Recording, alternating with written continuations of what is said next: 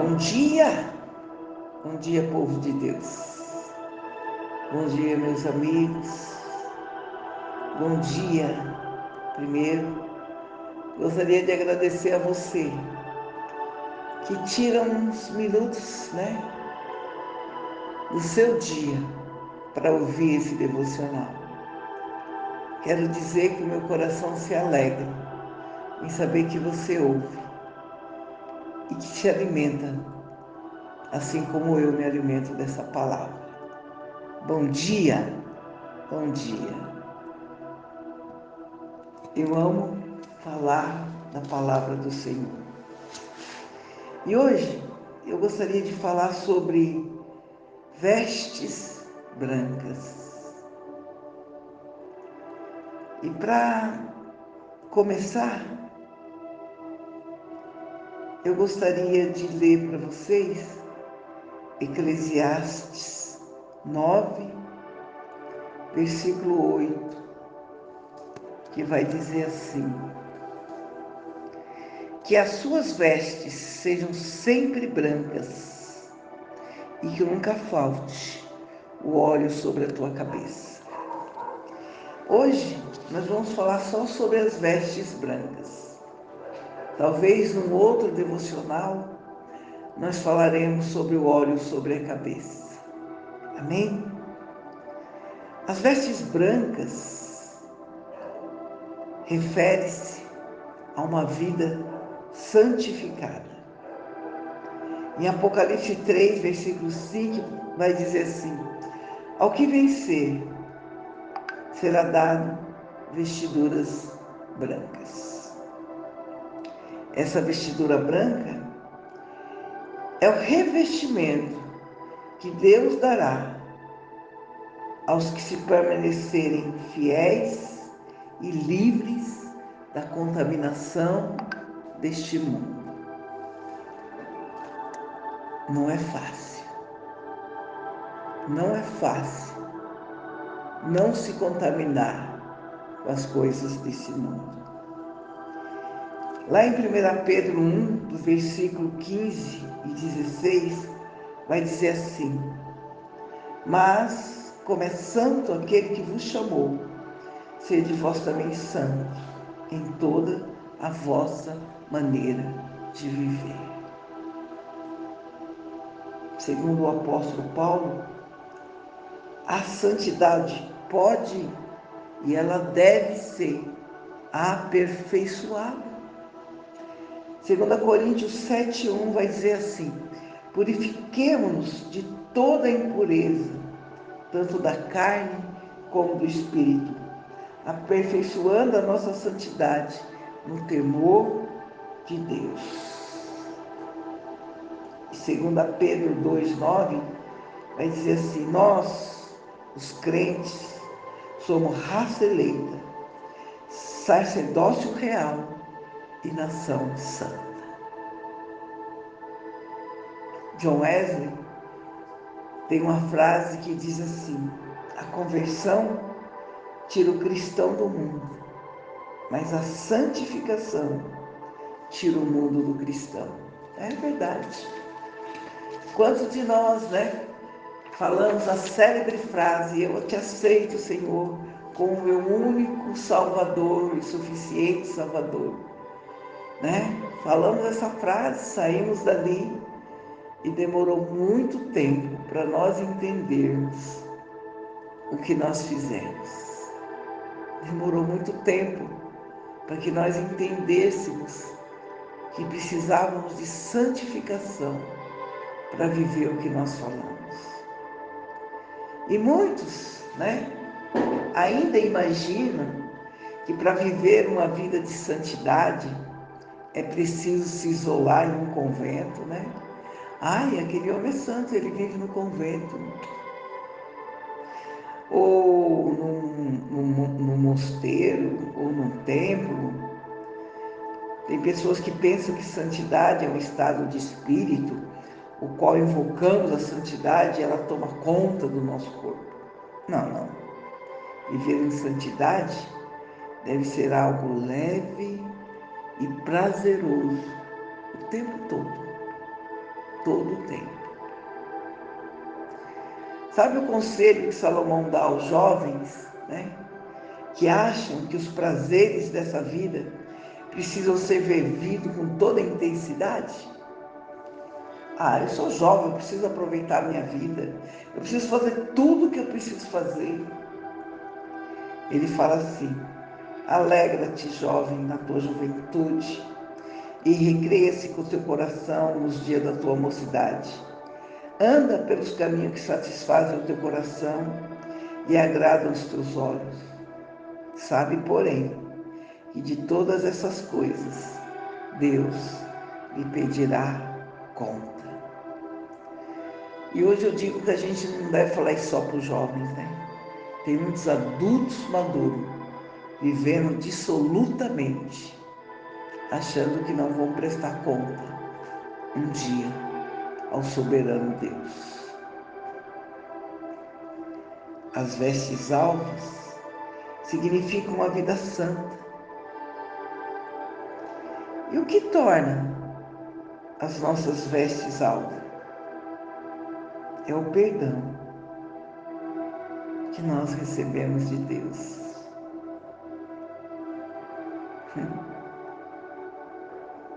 Aleluia. Deus nos perdoa. Ele perdoa. Isaías 1,18 diz assim: vinde, então, arguei-me, diz o Senhor, ainda que os vossos pecados sejam como escarlate, eles se tornarão brancos como a neve, ainda que sejam vermelhos como o carmesim, se tornarão brancos como a lã. Deus, ao Senhor. Tem gente que fala assim: não, esse pecado Deus não vai perdoar, esse não tem perdão. Não, filho. Se você se arrependeu, se você pediu perdão, Ele é fiel e justo para te perdoar. Ainda que seus pecados sejam vermelhos como sangue, Ele pode se tornar branco como a neve. Assim como diz do Oriente e do Ocidente, assim seus pecados são afastados de ti. Jesus sempre teve as suas vestes alvas.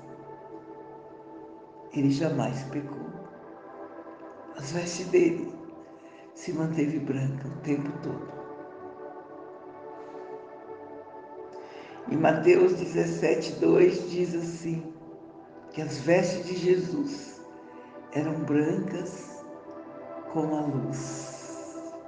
Aleluia. Marcos 9:3 vai dizer assim: as suas vestes se tornaram resplandecentes e em extremos branca como a neve, tal como nenhum lavadeiro sobre a terra poderia branquear.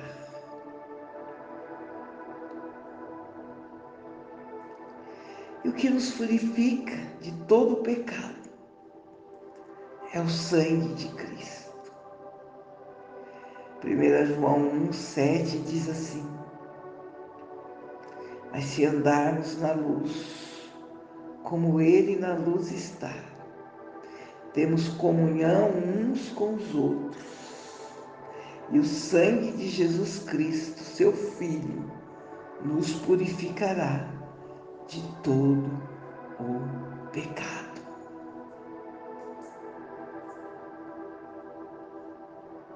A nossa santidade vem somente de Deus, porque em nós não há nada de bom.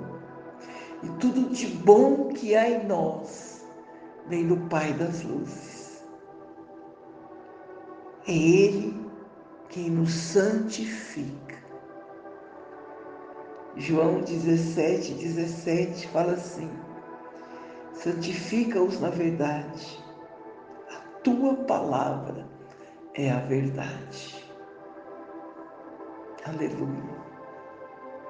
a vontade de Deus e que nós tenhamos um estilo de vida santo. Abra lá em 1 Tessalonicenses, que nós vamos ler um trecho. 1 Tessalonicenses, lá no final da Bíblia. Tito, Timóteo, Tessalonicenses. 1 Tessalonicenses,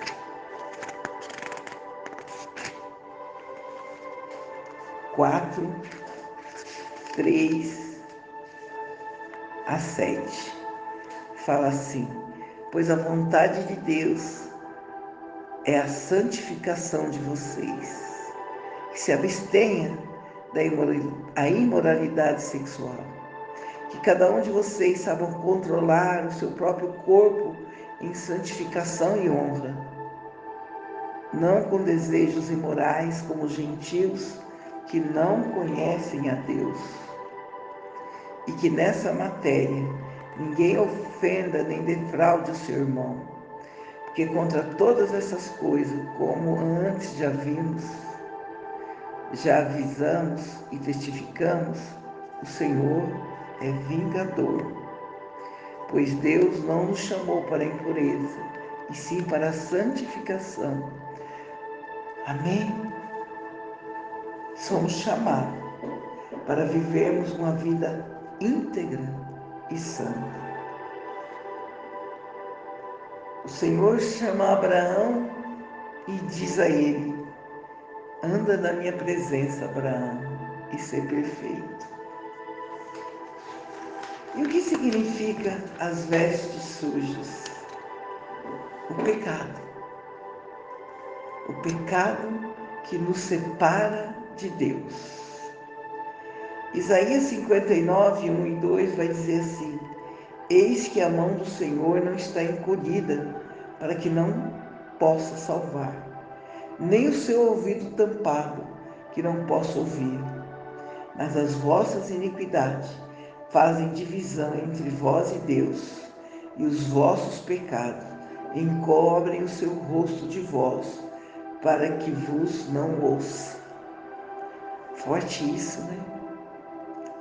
Os nossos pecados nos separam de Deus, e as nossas iniquidades encobrem o nosso rosto, para que o Senhor não nos veja. Aí eu lembro do Salmo 84, no versículo 9, onde o salmista diz assim: olha Deus, escudo nosso, contempla o rosto do seu ungido. Olha Deus, escudo nosso, e contempla o rosto do seu ungido. O que mancha as nossas vestes é o pecado. Apocalipse 3, né? É a carta que João escreve lá na ilha, onde ele vê, né, Deus o arrebata aos céus, e ele escreve a carta às 7 igrejas. Essa é a carta da igreja de Sardes, né? Apocalipse 3, de 1 a 5, quando ele começa a descrever essa igreja, que diz que conhece as obras que ela realiza, que ela tem a fama de estar viva, mas ela está morta. Aí ele continua dizendo: fique vigiando e fortaleça o restante que estava para morrer, porque verifiquei que as obras que você realiza não são íntegras na presença de Deus. Lembra-te, pois, de que você recebeu e ouviu, e guarda e arrependa. Se você não vigiar, verei como ladrão, de modo que ninguém saberá a hora que virei contra você. Mas o que eu quero ler para você é que ele fala no versículo 5. O vencedor será assim, vestido de branco, e de modo nenhum apagareis o seu nome do livro da vida. Ele diz que apesar de todo esse problema da igreja de Sardes, eu vejo que tem aí em Sardes, ele fala no versículo 4, umas poucas pessoas que não se contaminaram as suas vestes. Eles andarão comigo, vestidos de branco, pois são dignas. A igreja de Sardes recebeu esse recado. E ainda em Apocalipse 3, do 14 ao 18, é a carta que ele escreve à igreja de Laodiceia, onde ele fala que conhece as obras dele, mas ele aconselha que ele compre dele ouro refinado pelo fogo, para que você seja rico de fato. E que compre também vestes brancas para se vestir, a fim de que a vergonha das suas nudez não fique evidente. Na segunda vinda de Cristo, só entrarão nas bodas com ele o que estiverem trazendo vestes brancas.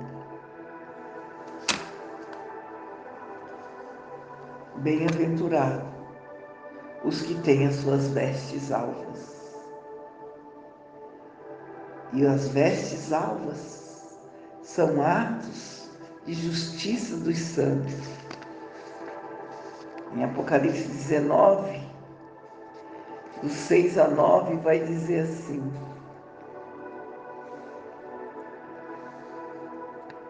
Então ouvi o que parecia uma voz de grande multidão, uma voz como das muitas águas, com fortes trovões, dizendo: Aleluia! Pois reina o Senhor, o nosso Deus, o Todo-Poderoso.